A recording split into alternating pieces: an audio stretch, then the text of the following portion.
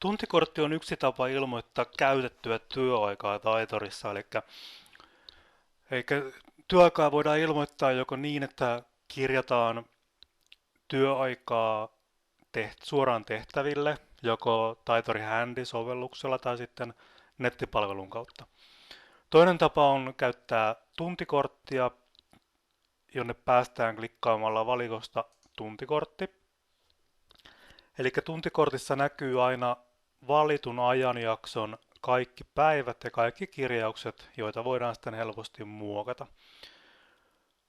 Hakuvalinnoista voidaan valita, mitä aikajaksoa halutaan tarkastella. Tämä viikko tarkoittaa kuluvaa viikkoa. Jokaisen päivän kohdalla voidaan valita päivä ja tämän jälkeen sitten, nyt ei ole vielä kirjattu yhtään mitään tunteja, niin voidaan klikata uusi kirjaus klikkaamalla lisää ilmoita työaika ja sitten valitaan tehtävä. Tehtävän tunnisteen voi joko kirjoittaa tähän suoraan tai sitten voidaan klikata tästä ja valita täältä. Otetaanko vaikka tuollainen tehtävä. 2 tuntia käytetty aikaa ja tehty homma valmiiksi, eli tuohon voidaan kirjata vielä muistiinpano, mitä on tehty. Näin.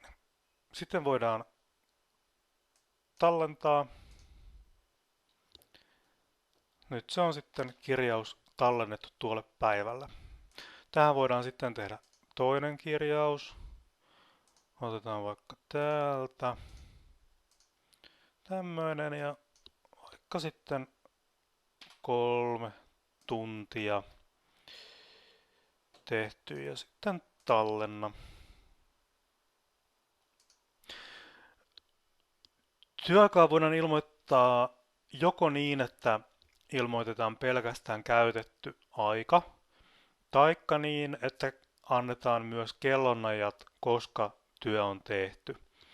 Tämä valinta tehdään asetuksissa tehtävän hallinta ja täällä on ensimmäisenä valintana työajan kirjaaminen ilman kellonaikaa. Joko kyllä tai ei. Ja tämä on oikeastaan yrityksen valinta sitten, että millä tavalla kirjauksia halutaan ilmoittaa. Tietysti ilman kellonaikaa ilmoittaminen on helpompaa käyttäjille. Ja näin. Täydennä-toiminto on tuntikortin toiminto, jolla sitten nämä kaikki päivät voidaan automaattisesti täydentää täyteen tuntimäärään, joka tulee sieltä käyttäjän työvuorolistalta. Täydennä on harmaana tässä, koska asetukset, tehtävän hallinta, niin täällä ei ole vielä määritelty kaikkia tarvittavia asetuksia. Eli voitaisiin määritellä nämä. Eli tänne on määritelty sellaiset sisäiset tehtävät kuin sys-t ja lounastehtävä sys-l.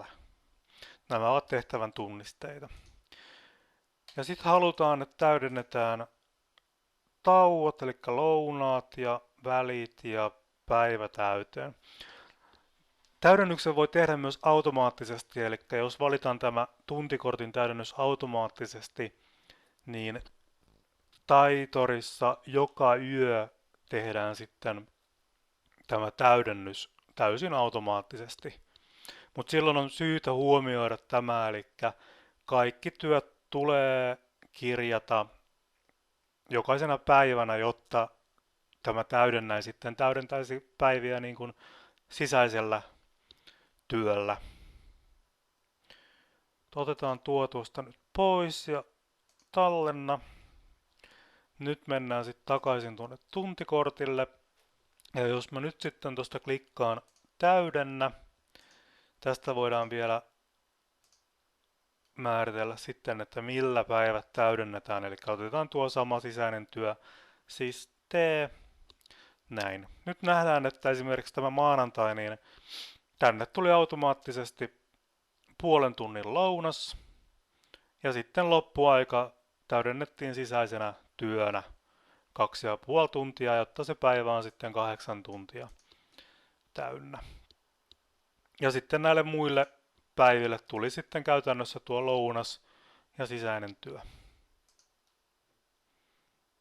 Ja sitten klikataan tuosta tallenna.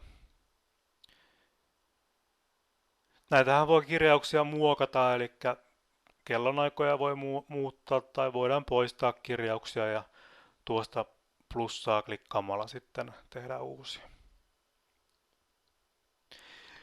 Jos käytössä on integraatio ulkoiseen järjestelmään, jolla esimerkiksi viedään näitä ilmoitettuja työaikoja jonnekin ulkoisen järjestelmään, niin sen jälkeen kun kirjaus on viety tänne ulkoisen järjestelmään, niin sen muuttaminen ei ole enää sitten tuntikortilla mahdollista. Kirjauksen voi toki vapauttaa, mutta silloin, jonka jälkeen sitä voidaan myös muokata, mutta sen jälkeen on sitten huomioitava, että kirjausta pitää todennäköisesti muuttaa myös erikseen sitten siellä ulkoisessa järjestelmässä.